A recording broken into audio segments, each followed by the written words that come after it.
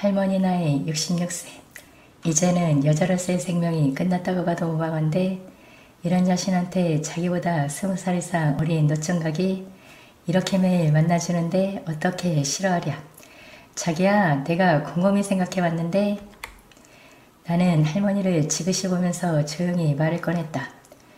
나도 할아버지가 작년에 들어간 신으로 이제는 천혜부와나 마찬가지고 자기도 혼자니까 우리 그냥 합칠까? 순간 합치자는 내 말에 충격을 받았는지 할머니는 잠시 말이 없었다. 그렇게 정적인 상태로 수분이 흘렀다. 그런 정적을 깨고 할머니가 조심스레 입을 열었다. 저기 합치자는 건 설마 그거예요? 응, 많이 고민해봤는데 우리 그냥 결혼해서 같이 사는 건 어떨까 싶어서. 또다시 할머니는 말이 없었다. 에그, 갑자기 무슨 농담이래요? 설령 당신 말이 진담이라고 해도 남들 이목도 있는데 어떡해? 할머니는 다시 입을 떼면서 말꼬리 흐린다. 우리가 뭐 앞으로 100년, 50년 사는 것도 아니고 길어봐야 30년이나 더 살까? 남들 시선 의식할 필요 있나? 할머니는 진지한 표정의 내 말이 진담이란 걸 느꼈는지 조금 놀라면서도 뭔가 곰곰이 생각하는 듯 했다. 그래도 당신은 아직 결혼도 안 해본 총각인데. 나 같은 할머니라? 자기 나이는 상관없어. 솔직히 자기랑 궁합도 잘 맞는데 굳이 다른 여자 찾을 필요도 없고 이제는 자기가 너무 좋아서 자기를 하루라도 안 보면 내가 못 살 것 같아. 할머니는 나의 거침없는 고백에 얼굴이 붉어지면서 고개를 들지 못했다. 솔직히 자기가 나이가 좀 많잖아. 자기가 날 두고 먼저 가버리기라도 한다면 나는 또다시 이렇게 이 세상에 혼자가 될 텐데. 자기랑 결혼하고 사랑해서 자기와 날 닮은 분신을 낳아서. 나는 더 이상 말을 잇지 못했다. 그렇다. 아무리 무슨 좋은 말로 포장해봐야 할머니가 나이가 나이인지라 나보다는 분명 먼저 죽을지도 모르는 일이었다. 그렇게 할머니가 먼저 가버리면 나는 다시 세상에 외톨이로 지내는 게 싫어? 할머니와 결혼하고 아이도 낳아서 할머니와 사랑했다는 증거를 남기고 싶었다. 에그, 지가 나이가 있는데 이 나이에 어떻게 아이를 낳는데요? 게다가 달거리가 끊긴 지 몇 년째구만. 아냐, 괜찮을 거야. 요새는 늦둥이 갖는다고 60세에 아이 낳는 사람도 많다고 하더라고. 그리고 내가 읍내 다니면서 좀 알아보니까 폐경에도 병원 가서 호르몬 주사 맞으면 다시 달거리하고 임신도 가능하다고 하더라고. 할머니는 내 말을 가만히 다듣고는 다시 생각해. 잠기는 듯 보였다. 정말 나로 괜찮은 거여요? 응, 자기만 승낙하면 꼭 결혼해서 자기와 날 닮은 아이를 낳고 싶어? 거짓없는 내 눈빛을 본 할머니는 아무 말 없이 내게 다가왔다. 나중에 마음 바뀌었다고 저 버리면 안 돼요?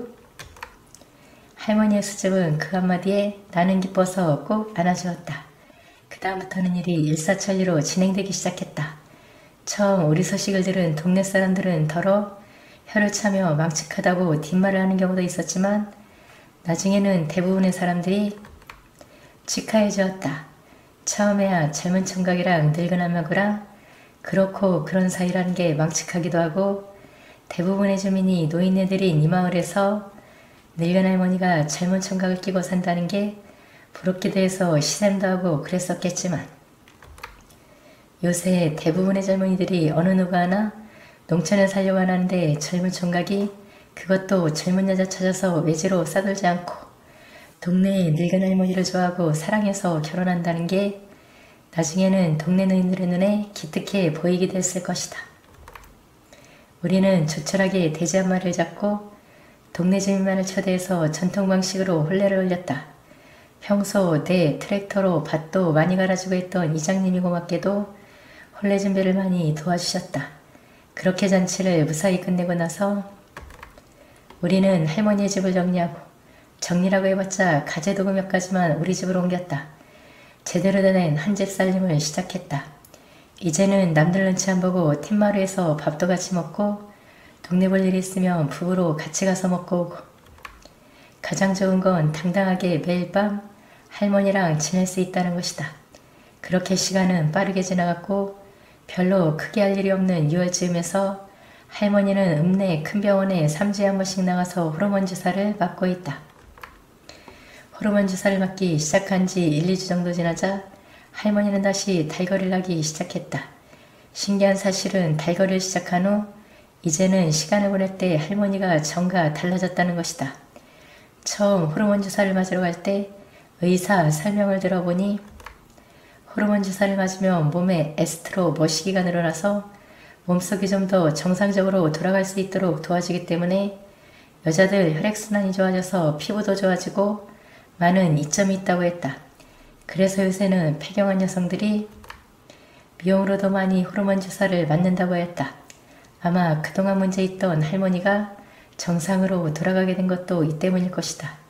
할머니가 달거리를 시작한 후부터 나는 얼른 할머니에게 나의 분신을 만들고 싶다는 조급한 마음 때문에 사람들 눈이 없는 장소라며 어디서건 할머니와 시간을 보냈다. 처음에는 그런 내가 부담스러운지 할머니가 몇 번 거부를 한 적도 있었지만 결국에는 나를 말릴 수 없는 걸 알고서는 이제는 이해를 해주었다. 부엌에서 밥을 차리는 중인 할머니를 방에서 같이 밥을 먹다가도 꾸준히 읍내병원에서 호르몬 주사를 맞고 계속해서 내가 할머니와 시간을 보내자 결국 그 해가 오래가기 전에 할머니는 임신을 하게 되었다. 나는 무척이나 기뻐하며 할머니와 태어날 나의 분신을 위해 더욱 열심히 일하리라고 속으로 다짐했다.